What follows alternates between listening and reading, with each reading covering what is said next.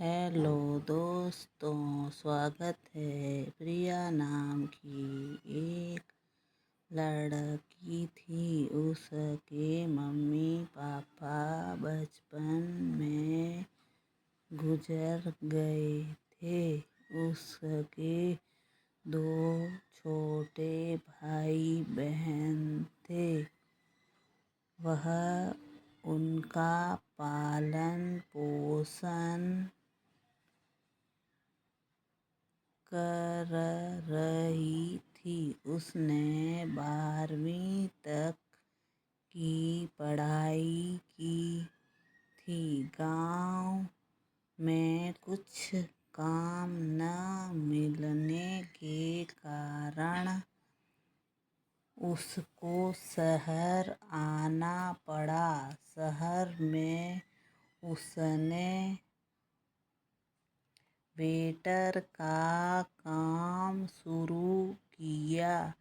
वहाँ एक प्रोफेसर आते थे जो हमेशा चाय पीते और प्रिया को देखते थे।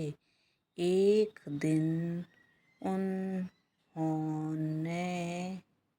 प्रिया से पूछा, बेटा तुम यहाँ काम क्यों कर रही हो?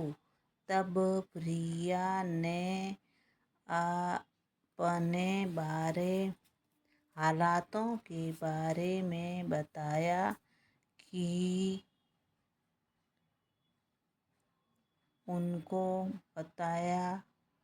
उन्होंने कहा कि तुम मेरे घर पर काम करो। वहाँ हम पति पत्नी दोनों ही रहते हैं, तो तुम्हें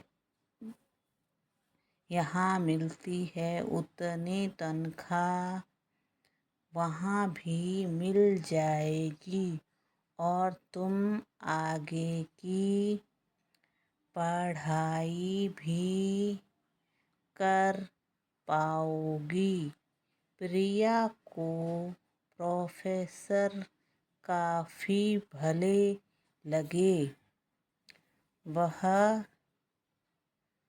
उनके घर जाकर काम करने लगी। एक दिन जब वह एक कमरे की सफाई कर रही थी तो उसको वहाँ बहुत सी किताबें दिखाई दी। तो वह एक किताब खोलकर पढ़ने बैठ गई। तभी वहाँ प्रोफेसर साहब आए। उन्होंने पूछा, क्या कर रही हो? तब प्रिया ने कहा, कुछ नहीं। तो ऐसा कहकर उसने बुक बंद कर दी, अपने काम में लग गई। प्रोफेसर साहब कुछ सोचने लगे। फिर उन्होंने एक दिन प्रिया को कहा कि तुम आगे की पढ़ाई क्यों नहीं करती? तो प्रिया ने कहा, मेरे छोटे भाई बहन को छोड़कर मैं आगे की पढ़ाई नहीं कर सकती। तब प्रोफेसर साहब ने कहा कि यहाँ एक कमरा खाली है, तुम अपने भाई बहनों को यहाँ ले आओ, उन्हें यहाँ स्कूल में भर्ती करा देना और तुम भी अपनी पढ़ाई कर सकती हो। प्रिया को यह बात सही लगी। वह अपने भाई बहनों को शहर में ले आई और शहर के स्कूल में उनका एडमिशन करवा दिया और उसने खुद की पढ़ाई कर ली। उसने कॉलेज की पढ़ाई पूरी करने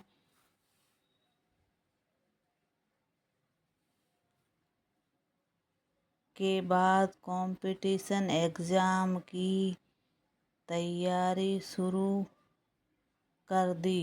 प्रोफेसर साहब ने कहा कि तुम IAS की पढ़ाई क्यों नहीं करती? प्रिया ने कहा, मेरे पास इसके लिए पैसे नहीं हैं।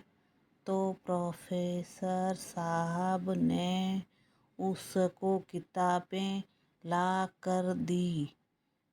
प्रिया ने दिन रात मेहनत कर धीरे धीरे दूसरे अटेम्प्ट में उसने यह एग्ज़ाम भी क्लियर कर लिया। वह दिन भी आ गया जब ट्रेनिंग पर जाने लगी। उसने अपने भाई बहनों को हॉस्टल में डाल दिया। वह प्रोफेसर का आशीर्वाद लेकर ट्रेनिंग पर चली गई। जब वह ट्रेनिंग से वापस आई तो प्रोफेसर साहब से मिलने चली गई। वहाँ उसे पता चला कि प्रोफेसर साहब का तो देहांत हो चुका है। तो वह आंटी को अपने साथ ले आई। अपने भाई बहनों को भी अपने साथ रख कर सेवा करने लगी, ड्यूटी करने लगी। अपने जैसी गरीब लड़कियों की सहायता कर उनका भविष्य बनाने के लिए काफ़ी प्रयास भी किए। कलेक्टर के रूप में काफ़ी बड़े बड़े कार्य किए। आज भी अपनी सफलता के पीछे प्रोफेसर साहब का हाथ है कहते हुए नहीं थकती। दोस्तों, कहानी कैसी लगी? लाइक, शेयर और सब्सक्राइब कीजिए। Bye bye.